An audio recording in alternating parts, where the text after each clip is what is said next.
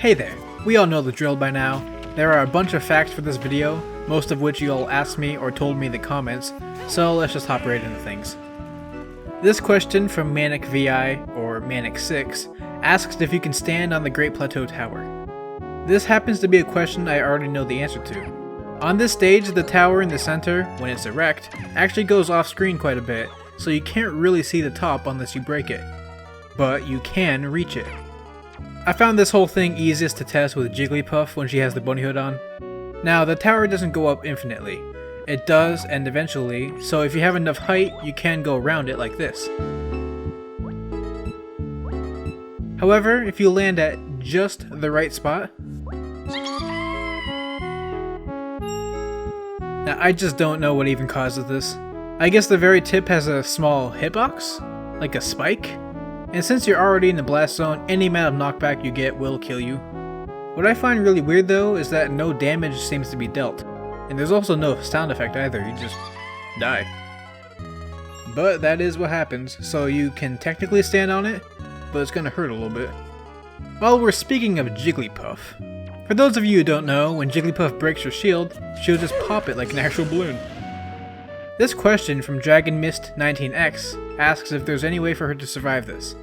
I went to a stage that has ceilings and just tested it out, and much like I thought, it's just like Hero Zoom. If they bonk their heads on the ceiling, they won't reach the top blast zone. And of course, I decided to test it out with portals as well, and... Jigglypuff can go through portals after her shield is broken, and there seems to be a limit to her, oh no, ascent? Next up, a few fun facts that I've learned myself or have been told by a personal friend. Normally, when moves clank, they don't really make much of a sound effect. However, if two swords of any kind happen to clank, they do make a special sound effect. It sounds kinda metallic. Also, just as two grabs can clank, you can clank a command grab with a normal grab as well.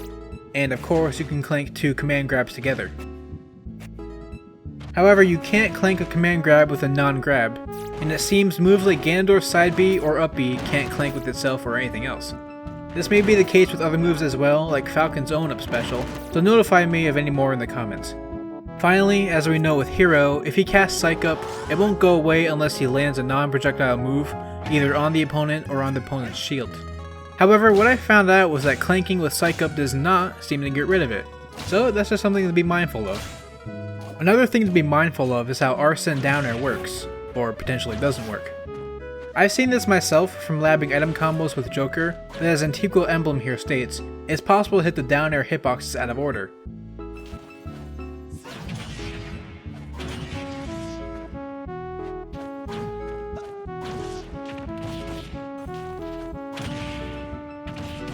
It doesn't seem very likely to happen though until higher percents on a larger foe. Speaking of larger, Guardian here asks if the falling hitbox of kkuk does more damage if Hero is larger. And it appears that size change will affect the amount of damage falling kkuk does.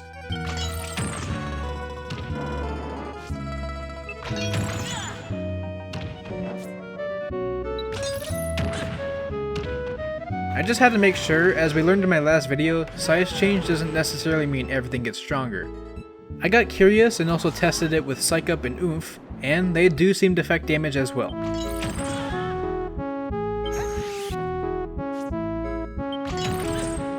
And while we're talking about size change, as stated by Name here, when you grow big or small, so too do your projectiles.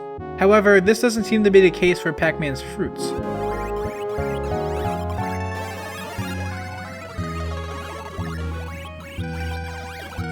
So if you manage to get a setup in Custom Smash that allows PacMan to be very big or very small,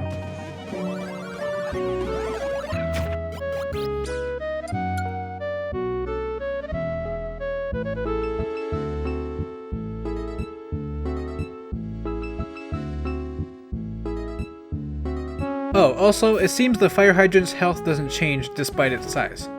For instance, it'll always take Slimeman 3 first hit down tilts to break it, regardless of its size.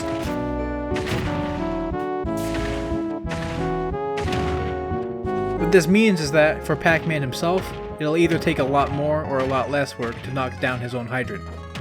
Next up, this question from Joker asks if you can stack the effects of Witch Time with that of an actual timer. Now, I didn't actually think this would work out, but lo and behold, they definitely do stack. Unfortunately, Bayonetta's witch time doesn't last very long, but I can say without a doubt that this is a lot slower than a normal timer. So this got me to think about if Hero's Hocus Pocus backfire could stack with the timer effect as well. However, after finally getting it set up, it doesn't look like they stack. It seems similar with how Hocus Pocus size change is the same as the mushroom items. When Hero gets slowed down, it's the same exact effect as the timer, so they don't really stack like Witch Time does. Speaking of stacking though, Ryan Jordan here is basically asking if the spirit effects of someone will stack with the ditto that they spawn. To test this, I used the simplest method I could think of. I gave them a spirit set with berry immunity, meaning pitfalls won't do anything if they hit them when they're on the ground.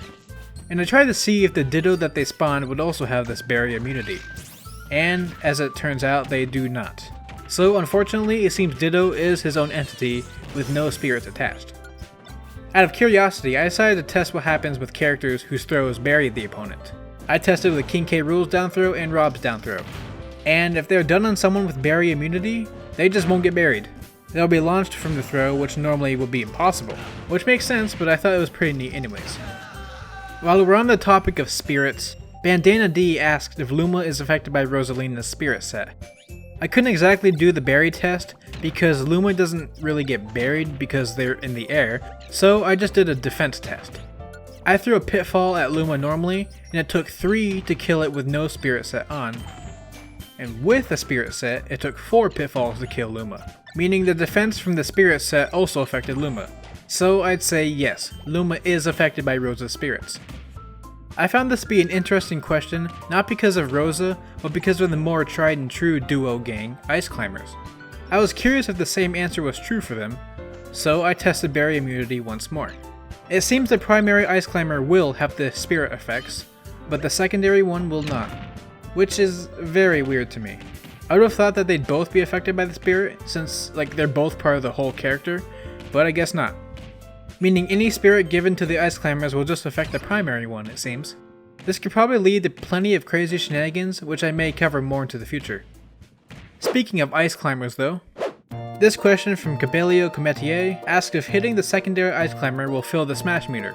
Normally, hitting an opponent or getting hit will fill your final smash meter, kinda like Cloud's limit break. I tested around with it though, and it seems like having the secondary Ice Climber, in this case Nana, get hit will not add to the Ice Climber smash meter. Every time I accidentally hit Popo, there was an obvious change to the meter, but not so much for Nana. But hitting Nana will increase your smash meter a bit, in this case Duck Hunt's. So it seems all around, Nana does more good for the opponent than for Popo.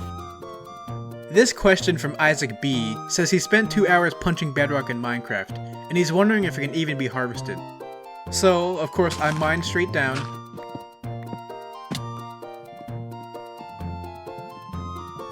found some bedrock, and tried it for myself for a few hours. And just as he said, nothing happened. Then I got the epiphany to try using my special diamond pick, and eventually it broke. So just be sure you're using the right tools. Now this final section of the video will be focusing on Hero once more, specifically Whack and Thwack and Metal Slash. Let's start with the former group. Dark Filmy here is asking if a successful Thwack will also kill everyone else, or if the success rate is determined individually. And after hitting 3 people at the same time, only one of which is a guaranteed chance to work, it seems that the success rate is individualized between each opponent, as only the one who was guaranteed to die, died. Next, as Borden Antoine states, Whack and Thwack can kill Joker while he's in Rebel's Guard. I find this to be interesting because it won't break through Rebel's Guard if the insta-kill doesn't happen. It seems the game decides to override things if you get that good RNG.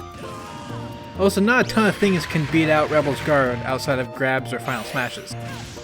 However, I did test it out, and moves like Kamikaze and Snooze do ignore the armor of Rebel's Guard, and function as normal. Something else I found cool was that Whack and Thwack both insta-kill when the opponent is frozen.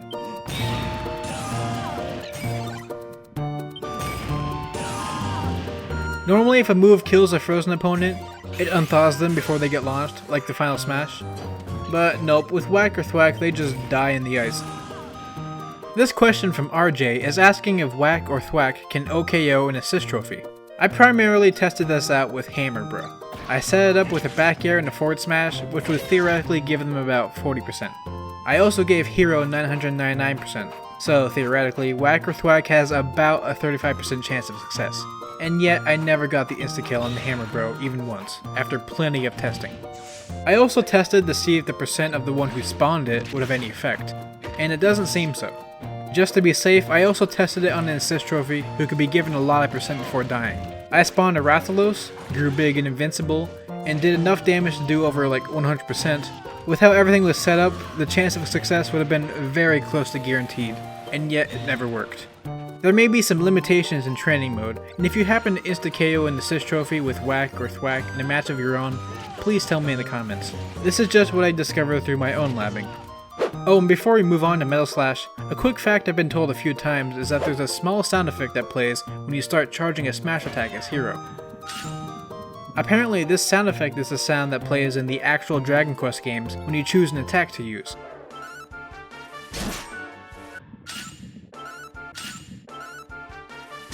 Now moving on to Metal Slash. Bill Cypher here is asking if countering a Metal Slash will give the counter the same properties as Metal Slash. This is a really interesting question, but unfortunately, just like I thought, this isn't the case. The counter will act according to the damage Metal Slash deals, which isn't much. And it is the same case if both of them are metal. And actually, the same is true for Whack or Thwack. The counter does not insta-KO. Myriad asks if it's possible to get Metal Slash in a metal custom battle. In my mind, it could be like Spirit Battles, where the chances of getting Metal Slash are actually lowered to a very small percent, so I decided to test it out. And I think I was right. The chances seem to be pretty dang low, just like in Spirit Battles. However, it is possible to get Metal Slash in a metal custom battle. Finally, Tamara Stroyan states that Metal Slash will not work on gold opponents. I tested it out in the easiest way possible with the Xerneas, and yeah, they're right. Metal Slash won't insta-KO them. Also, normal metal does stack with gold, and Metal Slash will still kill, even though the gold is the only thing that's showing. I tested this with the Golden Plane stage as well, since you turn gold when you collect 100 coins, and it also doesn't work there.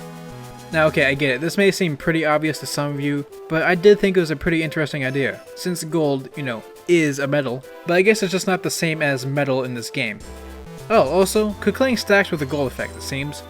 So, I don't know, have fun with your priceless gold statue. As always, thank you for watching this video, like and subscribe if you want to see more, and leave some facts in the comments for future videos. Now I'm gonna go spam Hocus Pocus in training mode, in hopes that eventually one of its effects will be bringing Vati into Smash. Stay casual, and I'll see you later.